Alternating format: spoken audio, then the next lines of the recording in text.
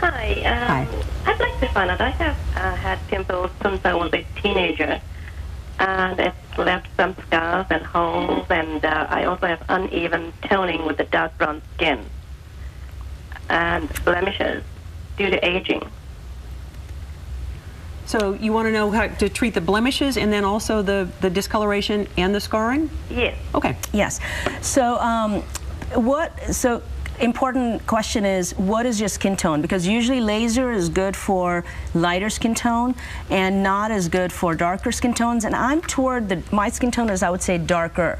So I would have slightly higher risks using the laser. That means post-surgery, post-laser, my skin may actually darken in response to laser. So generally if you have my skin tone or darker, we usually recommend skin peels, maybe some gentler ways to actually even out the skin tones, because the darker your skin tone, the more sensitive it can actually be. So you have to be even more cautious. Okay, so for all three, then you'd be very conservative, even with treating the acne?